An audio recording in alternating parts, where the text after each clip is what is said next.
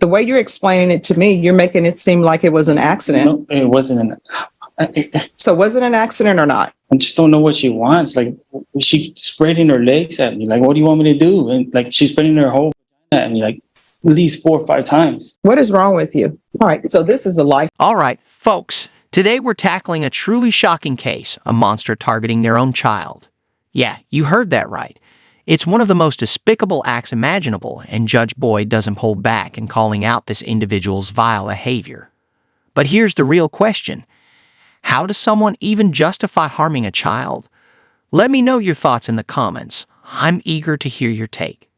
Now, let's break it down. I have parties announced for the record for the state. Brittany Mitchell for the state. Defense. Jason Goss for Mr. Villamel. And are you Mr. Villamel? Yes. Are you going to have to speak up so I can hear? Yes. Counsel, have you received all the discovery and did you review it with your client? Yes, Your Honor. Court will find that the state is in compliance with discovery. Mr. Villamel, I'm showing you what's entitled True Bill of Indictment. Did you review that with your attorney? Did you understand it? Yes. Counsel, do you waive the reading of the indictment? Yes, Your Honor. State, are you proceeding on the indictment as presented? Your Honor, we are proceeding on count 3 and waiving counts 1 and 2. Any objections? No, Your Honor. Yes. Did you understand you're charged with the offense of aggravated sexual assault of a child? That's a first-degree felony. The range of punishment is anywhere from 5 to 99 years in prison and life and up to $10,000 fine. Did you understand? Yes. If you have a plea bargain agreement with the state, the court does not have to follow your plea. If for any reason the court does not follow your plea and gives you more than you bargained for, did you understand by entering this plea bargain agreement, you were giving up those rights? Yes, Your Honor. And did you intend to give up those rights and enter into a plea in this case? Yes, Your Honor. Counsel, has your client been able to provide you with any defenses? Yes, Your Honor. Do you believe he has a rational as well as a factual understanding of the charges against him? Yes, Your Honor. Do you believe he's currently competent and was legally sane at the time of the offense? Yes, Your Honor. No. Counsel, has your client had a chance to confer with an immigration attorney?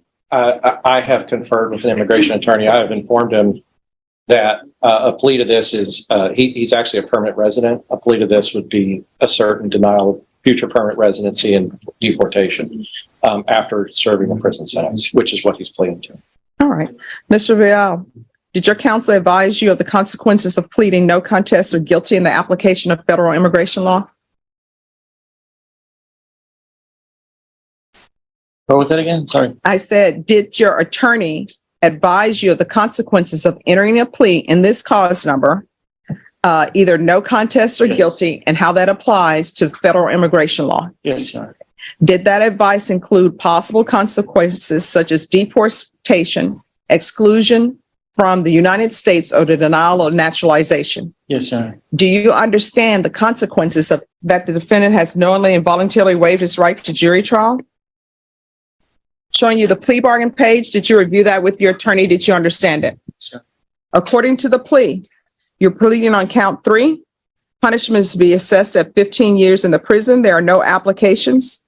There's to be no contact with the complainants, and there's Chapter 62 compliance. Did you understand? Yes, Your Honor. All right. Here's my question, because I see that affirmative finding of family violence has been crossed through. Is this Exactly. complainant his relative or not? Yes. Okay. Yes. All right. Did you understand that to be the plea? Yes, Your Honor. Defense, is that the plea? Yes, sir. State, is that the plea? Yes. Showing you what's entitled waiver of appeal paragraph. Did you review that paragraph with your attorney? Did you understand it? Did you sign it in both places? Yes, Your Honor. Did you understand by signing that you're waiving your right to appeal? The only items that can be appealed are written pre. State, any evidence to support the defendant's plea? I know we have for State's Exhibit number 1 and all attachments. Okay. Showing you what's entitled wavering consent to stipulation of testimony and stipulations. Did you review that document with your attorney? Did you understand it? Did you sign it in all the appropriate places? Yes, Your Honor. Again, did you understand you have a right to jury trial, a right for you or your attorney to cross-examine and confront any witnesses the state would call and the right to remain silent? Yes, Your Honor. Did you understand that today the state will be presenting evidence in the form of witnesses' statements and police reports, but most importantly, there will be no live testimony? Did you understand? Yes, Your Honor. Court will find that the defendant has knowingly and voluntarily waived and consented to stipulation of testimony and stipulations. Court will accept into evidence State's Exhibits 1 and attachments. Court has reviewed the same. The court will find there's sufficient evidence to find you guilty.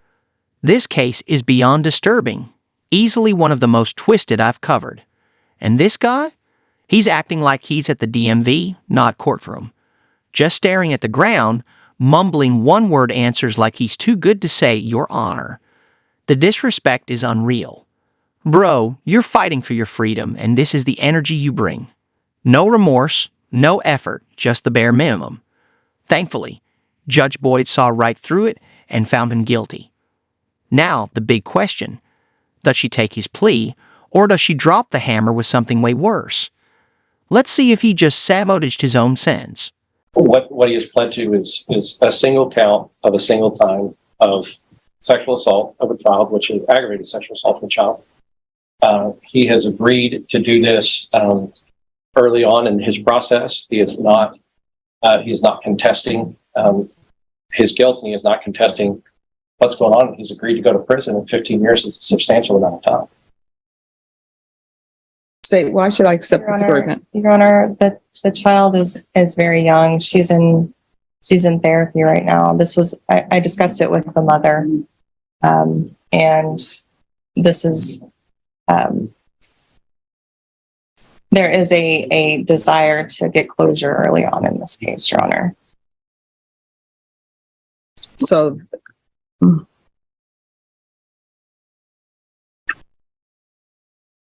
At this point, we haven't had to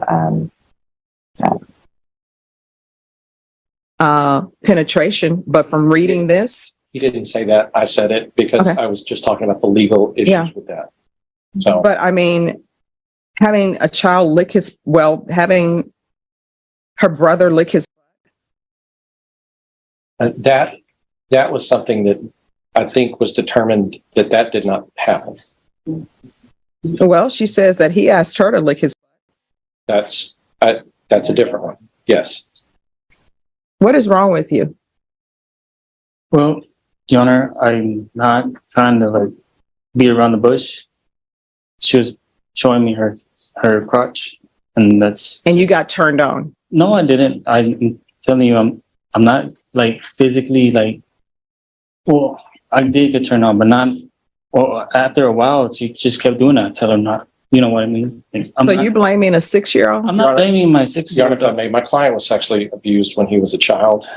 Bender almost certainly be deported. He'll never live. He's been in this country since he was 2 years old. He will never live in this country again legally, and he will. So he's being released after he does his time, released to go somewhere else and deal with his trauma that may result in him in some other child. Well, he has what he is hoping to do is, as you know, the TDCJ system offers a pretty comprehensive sex offender counseling and treatment. And of course, he will at some point be wanting to go on parole. He knows that he's going to have to complete that to do that. We have talked about it, explained it. He's going to take the opportunity to do that, as well as other programs that are offered in TDCJ. He is motivated to do that. And at some point when he is released, as I said, he's going to go to a country that he has basically never lived in his entire life. What country would that be? Mexico. They have nice beaches there. I've got to say, I'm a huge fan of Judge Boyd most of the time, and she's absolutely on point here. Who cares if this monster has to leave the country after violating a child? He messed up in the worst way possible, and now it's time to face the consequences. If I were the judge, 15 years wouldn't cut it. He'd be looking at way more. This guy ruined a 6-year-old's life forever. In my opinion, he deserves life behind bars. We need to be way tougher on sex offenders because the damage they cause is irreversible. This kind of evil can't be ignored. People like this don't deserve second chances. They've already stolen someone's future. Wait, are you saying that you were molesting her, and as you were molesting her, you were molesting her in such a way because you didn't want her to hurt her? No, I asked her, you can put this in your mouth. That's it. And she said no. I said, that's fine. Okay, that's it. No, this is a penetration. Your Honor, if what he has pled to is, and what he confessed to is by penetrating the anus with his finger. Mm-hmm. And he had told the police when they asked him that he told the police that he did that at the time, which is another thing. He was honest with the police. He told them what he did. you know, and at this point, we're asking for this because we have agreed early on not to leave this on a docket, not to go through the process, not to have his daughter have to come in and, as the prosecutor said, be traumatized by this, and he's going to lose his freedom for up to 15 years and for a minimum of 7.5. But as the court knows, parole doesn't happen like that for these cases. They're doing 75, 85% of their time. And so he's lost his freedom for more than a decade. He has done a horrible thing, and there's nothing that he can say right now that can explain that. I think the court's questions of him, how he has confessed to you now that he has done it. And No, he pled no contest. He pled no contest because I advised it because there's a civil case going on, but that's a legal advice that he was getting from his lawyer. I understand, but he pled no contest. So again, we're back to what were you thinking? Because I'm trying to figure out where you're coming from to figure out whether I should follow this plea or not. Sorry, Your Honor, I didn't do it. I didn't do it to like hurt my daughter. I tried. I'm begging and telling you, please. I'm telling you, please. I'm not trying to. The way you're explaining it to me, you're making it seem like it was an accident. No, it wasn't So was it an accident or not? Because you're telling me you just grabbed her and you're making it seem like your finger just accidentally penetrated that. thing is, I just don't know what she wants. Like, she's spreading her legs at me. Like, what do you want me to do? And like, she's spreading her whole at me, like at least 4 or 5 times, dropping her pants, like literally. Like, it's not like I'm telling you like my actions were right. I know. I'm just trying to figure out where you are mentally. And yes. So if I grab my daughter's and I throw her on the bed and I didn't like forcefully sleep. We all see right through this guy's act. He's out here pretending it wasn't his fault when it's crystal clear it was. This dude is a straight-up monster, and the fact he's even trying to shift blame is mind-blowing. I mean, blaming your own child for the crime you committed? That's next-level insanity. He deserves life in prison, no debate. There's no excuse for what he did, and trying to play the victim just makes it worse. It's like he thinks we'll buy his lies, but nope, not happening. He's got to face the consequences, no way around it. Your Honor, at the time he told police officers that he had put his finger inside of her. So it wasn't accidental. Am I right in assuming that? He did not tell the police officers it was accidental. I don't think that he's trying to communicate that to the court. All of those things that we have for people who are charged and people who are convicted of this, all of those things we're doing here. He's going to the penitentiary. He's going to be a registered sex offender for the rest of his life. All of those things are what's happening in this situation for people who have this apparent or this abhorrent behavior. He's obviously injured this child, and he understands that. He's signing for 15 years to go to prison because of what he's done. All right. So this is a life case, honestly. So State, you want to explain to me why the court should follow this 15 years? Your Honor, this was done, having been in this position, I have seen these cases that languish for 4, 5, 6 years. And I had discussion with the mother, and the benefit of the child was to get this done, have no right to appeal, so the child could move on. If you all want to reconfirm on that, you can. Okay. All right. Your Honor, 2 things. I'm set in jury trial in County Court 13. They're starting to pick the jury now. Oh, tell them you're in felony court. I'll call County Court 13. It's Judge Skinner. It's County Court 13 impact. I'll call them. So if you all want to confer and see if he's willing to accept 20 years. I can't talk to my client about something like this in the matter of a few minutes. I mean, this is something that we just asked for a reset. If that's what the court is asking us to do, it puts too much pressure on the attorney-client relationship for me to talk to him in the box about a complete reworking of this plea bargain.